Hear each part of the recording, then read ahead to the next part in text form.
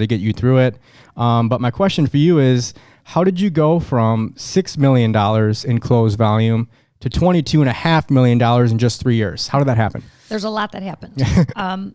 One of the most important things that I think you just brought up is I decided at one point, with a little push from you. Yeah, I had to grab her and pull her into it, just so you guys know. I tried, but that I needed to have more accountability. Mm-hmm. I needed to learn different techniques.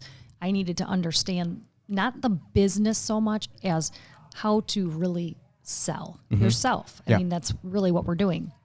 So I started coaching. It was very intimidating, and I don't like to fail. So I was very fearful of, I'm going to fail at this, and it's going to be apparent to everybody. And so I just decided after a month of kicking my feet that I was going to embrace it. Yeah. And I did. And I did the things that I would have never thought to do, and I would have never wanted to do. And it started to build, and it was a slower process at first, and then it all started to kind of come together. And then I was able to, that second year, I really pushed myself to commit. I'm going to make my calls. I'm going to be in front of people, and I'm really going to realize I'm helping them, and that's what I'm here to do. And that second year, I was able to get to 11 million. And I felt like that's my cap. Yeah. I did great. I'm done. And then it just continued from there, where I recommitted again to another, I want to say coaching contract, but really for me, it's not even a thought in my head anymore. It's going to be an ongoing forever thing. Yeah. You're stuck with me. I'm stuck with you. Yeah.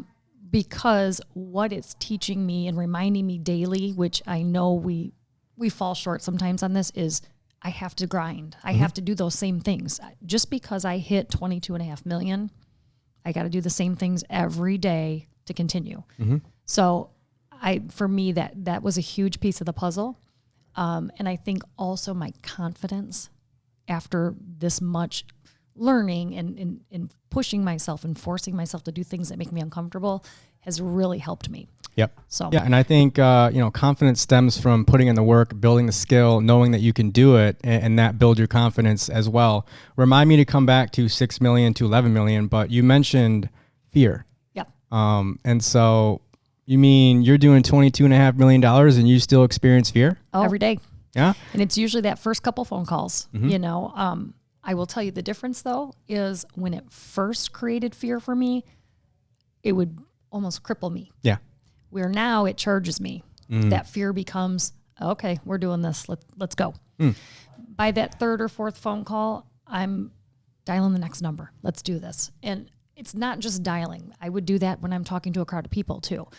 I always get nerves. Yeah. That's just who I am. Yep. And now because I feel so confident with what I know and what I do every day that I actually do this, I'm comfortable talking about it.